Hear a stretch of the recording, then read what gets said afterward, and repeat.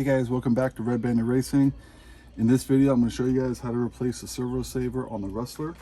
And that part number is going to be 6845X. It's about $12 depending on where you get it. What happened was, that's a lot of play right there. And I don't know, it's kind of hard to see, but if you can see the servo in there, I can move about this much and the servo arm's not moving. So that typically tells me that something is wrong with the servo saver because it shouldn't have this much slop. So I'm going to show you guys how to test it, and you're going to do that with a battery pack and your remote. And I'm going to show you guys how it's supposed to look when it's done. First thing I'm going to do is take off the chassis brace. So if you guys are running a chassis brace, all you got to do is take these 4 screws out on top and leave the chassis brace in, because all we're doing is separating the front bulkhead. So let me take that off real quick for you so I can show you guys what I'm talking about. All right, you're going to grab your 2.5 millimeter hex. Let's take these top ones out.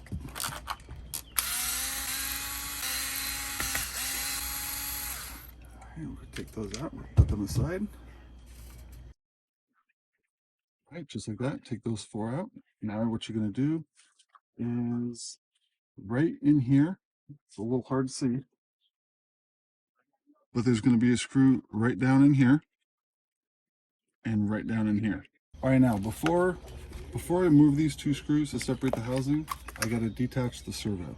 So what you're going to do is take your 2.5 hex. I use the long driver because it's easier to go through the suspension. So we're going to take this one out just like that, just like that. Then we're going to flip it back over, and we're going to take out the top ones. Once the top ones are taken out, you can carefully detach it. You just got to pull the arm off the servo. You have to flip it over and carefully pull it off. There you go. Just detach it like that. We're going to put this aside. This is what we're going to be working on right here. Yeah, you can see that there's a lot of play. If I hold it like this, I don't know if you can see right here. You get it right there. We get an angle for you. See how it separates that much? That's a lot of play. Sorry, right there. That's a lot of play. So what we're going to do, we're going to take this apart and we're going to see what's worn out and see what needs to be replaced. First thing we're going to do is we're going to take off the arms. Take that one off. Once you have those off, flip it back over. Let those arms kind of fall. Grab your 1.5 millimeter hex, and let's take this output here, this fine output off, because that's gonna let us take this off a little bit easier. Pull this out, just like that. Now we're gonna be able to pull this off. So what we're gonna do here is we need to take these 2 guys off, and that's also gonna be your 2.5. Take those off, put those aside. Don't lose any of the parts. You should keep all this stuff together. Now we're going to carefully lift up on it. As you can see, it's going to be kind of tight to get off, but you should be able to get it off. Yeah, you should be able to carefully get it off.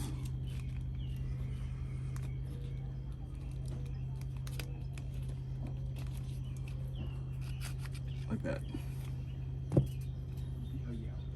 And these bearings right here, I am going to clean those bearings up and make sure that these are still in good shape, which, I mean, they should be. Yeah, those bearings are actually still pretty good, but I'm going to get a rag and make sure everything else is cleaned up. Get that all nice and cleaned up. That's ready to go. This is what we're going to be working with right now. The knee pack out. Go ahead and get our parts separated. Some of the stuff we're not going to need. We're not going to need these because we're not changing those out. Those, got some extra screws here. All right, so the first thing we're going to do, let's go ahead and pop these bearings out real quick. I just take my drive and carefully pry them up. It's not going to take a whole lot of effort to get these out. Just pry them up a little bit on the sides and they should come right out. Once you got those out, let's go ahead and get a rag. We're going to get these bearings cleaned up right here. All right, so the first thing we're gonna do is we're gonna grab this side right here. And you can tell which one's which. If you just line them up right here, you know that this bar goes in between them, just like on this one. Hope you guys can see that. Just like on this one, we'll show you where these screws go. I'll show you where the bearings go. It all goes in as kind of not one piece, but separate pieces, but you have to do them in order. First thing we're gonna do is we're gonna get this arm here. Okay, I'm gonna put that in there, just like that. It's gonna snap right in. Then we're gonna grab the spring. The spring is gonna go right on top, just like that. And then you have the collar. Make sure that ridge is pointed upwards, just like that. So what's gonna happen is when you push this down, it's kind of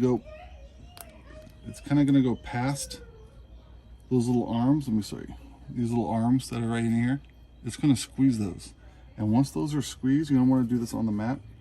Once those are pressed down and over, you're gonna put the bearing on top and the bearing is gonna hold it together. So I'm gonna push it down on here.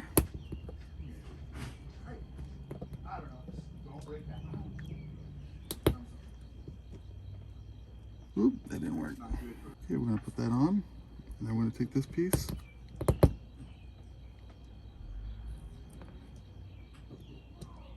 And we're gonna press it down in. Ooh, this does take 2 hands. If you have 3 hands, use 3 hands. But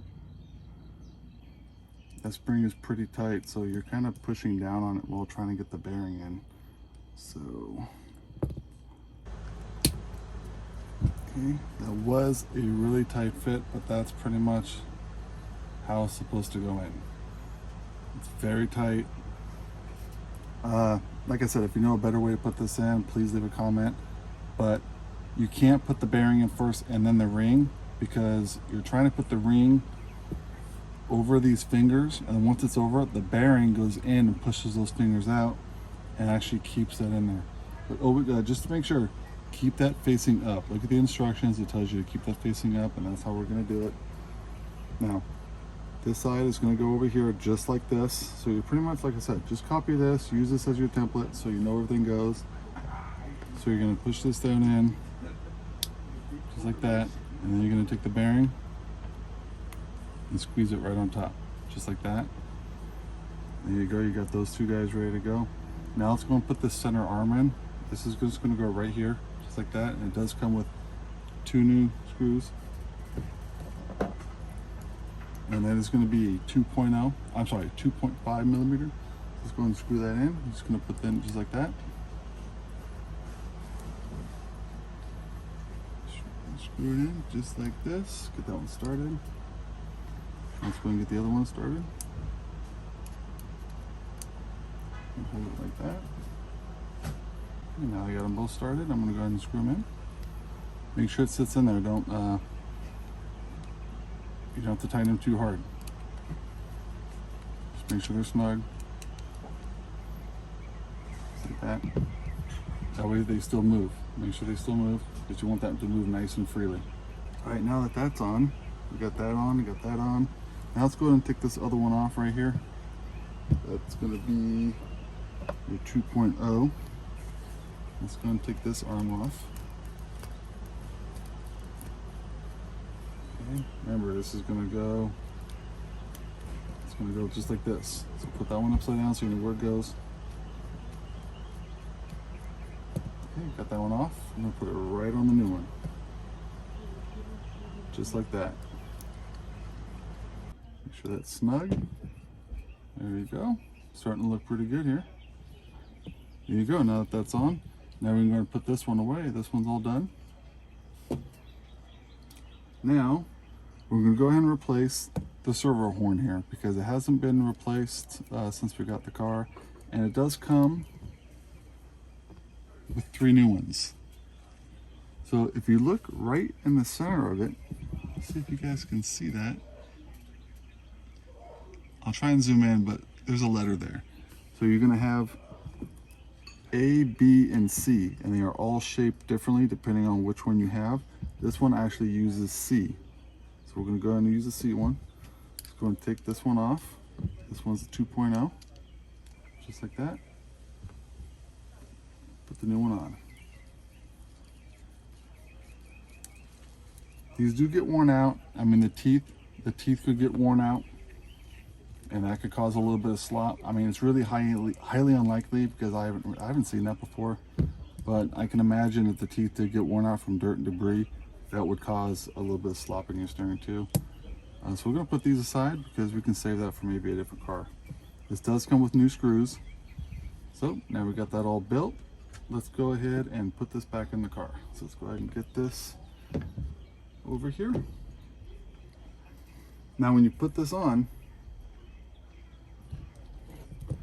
remember it faces forward just like this. So it goes in just like that. Okay? And remember, you got to get past this piece right here from the front diff, and in these holes right here at the bottom, those are those bearings sit. So when you put it in, we're going to make sure that they snap in. So let's go ahead and get this on. You're going to put one side in. You're going to bend it down just a little bit and then bend it up just like that. Once you get that in there, make sure you center it before you push it down, just like that. Push down just a little bit. You want to make sure that the bottom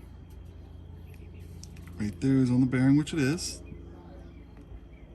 Oh, well, that's really smooth. That's nice. Okay, so we got that going. Let's go ahead and put the screws in. Okay, I believe these are 2.5. Make sure it has that little washer. Okay, that little washer goes on top. Just snug them. It doesn't have to be crazy tight. It's not going anywhere. It can't go anywhere. And there you go. Got that on. See how smooth that is? Make sure you can move this back and forth really freely. If you can't, something else is wrong or something's binding. All right, now that that's in, let's go and put our drive output on. Just like that. I'm actually going to grab a little bit of Loctite. I'm going to put a very small dab of Loctite on this. Since this is going into metal, it's okay to use. There you go, just a tiny little dab. Make sure that's in there, nice and tight. All right, now that that's in there, we're good to go. Let's go and put this back in the car. Now, just if you guys are wondering what all these extra screws are, these screws right here are actually for the arms. So when we put these arms back in, we're going to use the new screws. So I'm not going to use the old ones. Use the new hardware. I mean, they're already giving it to you. You might as well use it, or put it aside. That way you got some extra hardware. And as for these right here, these are actually, I believe these are Teflon bearings. I'll go ahead and put the part number to these bearings. These are actually in your guys' schematic. I believe it's a 5114, but it does come with the Teflon. I would probably put the regular bearing in before the Teflon. These will last a lot longer. These will probably wear out. It all really depends on how you guys drive your car. All right, so when we put this in, just make sure that this tab right here lines up with this tab right here. And these, the top of this steering linkage right here, these two screws over right here, that's actually gonna line up right in here. All right, so we're gonna leave our drive shaft in there, and what we're gonna do is we're gonna carefully assemble this back up. Make sure that drive shaft goes in. Sorry if you don't see me doing this, I'm just trying to line it up. All right, just like that. Actually just popped right in. And as you can see, that's lined up just fine. So what we're gonna do is we're gonna flip this right here.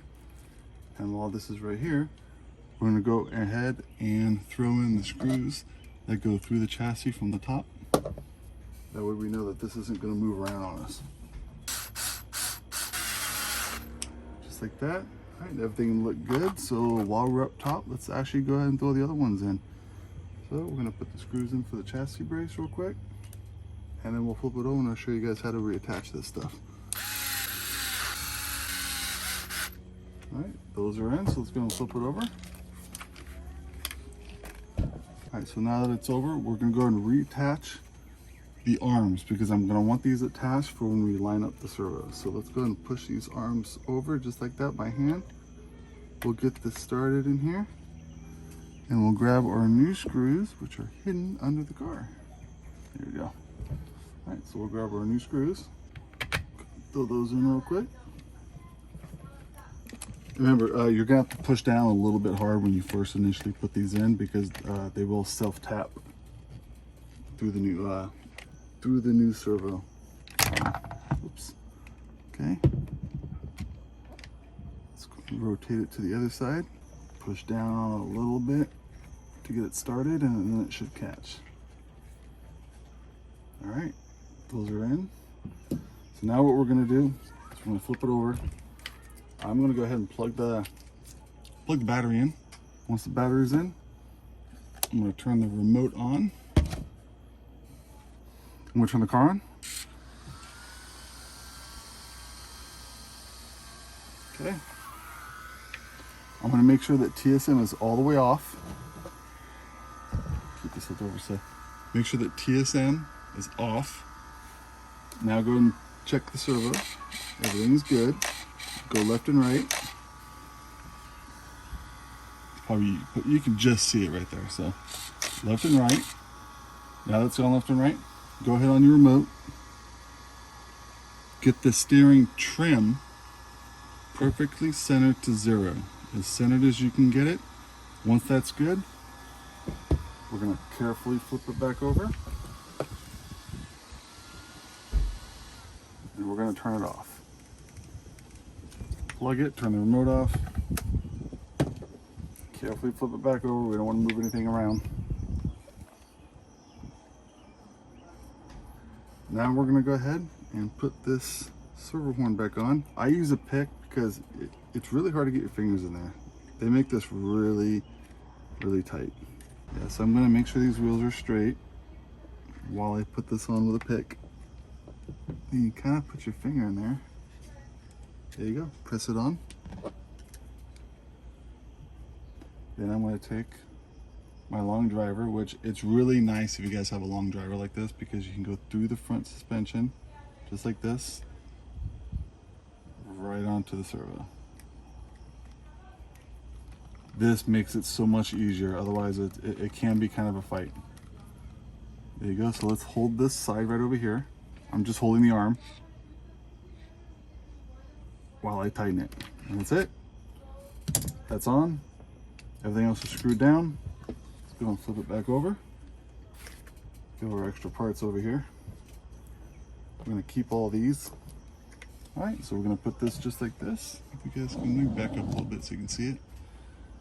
Okay, cut that just like that. So we're gonna plug this back in. Turn the remote back on. All right, you got steering.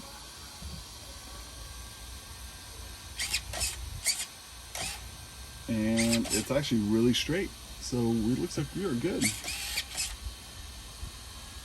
Now if you guys saw what it looked like before, now I'm going to show you guys again.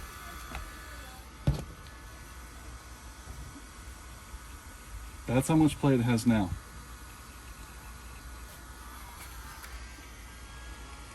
It's so much better. That's a lot better. Barely moving. You guys can see in there. Now it's barely moving. And just so you guys know, that's the whole point of this servo saver. You can actually buy this in aluminum. I would just stick with the plastic. I'm sure the aluminum will work just fine, but the whole purpose of this is to take all the shock and all the brunt force away from your servo. You don't want to replace this with a metal servo horn and delete the saver. Or I've seen some people put the screw in through the bottom and they tighten this down all the way. You don't want to over tighten this. You want this to be able to flex a little bit because you want it to turn. Take that off. You want it to turn like this because that's going to take some of the force away. But the thing is, over time you get dirt in there, and the dirt going back and forth with your steering acts as sandpaper, and eventually this will get worn out, and this is kind of what happens. This also happens from where we haven't replaced these since we actually bought the car. So I might actually do this on my Rustler, but let me show you guys how to check a servo saver. Okay, so right here is a servo saver. So what we're gonna do is, if you want to test it, take one hand, hold the wheel while you turn the steering. You should have a little bit of force, but it shouldn't move a whole lot. If this is worn out and I'm turning like this, the wheels are probably going to turn about this much. It's going to turn quite a bit. But if you hold this wheel here and turn, it shouldn't turn a whole lot. And that's when you know your servo saver's worn out. But that's it. This thing's all nice now. Everything's nice and tight. Actually, it steers really nice. So that's it. If you guys have any questions on how to replace this, I'll put all the part numbers down in the description. Go ahead and save all your guys' parts, and we'll see you guys on the next one.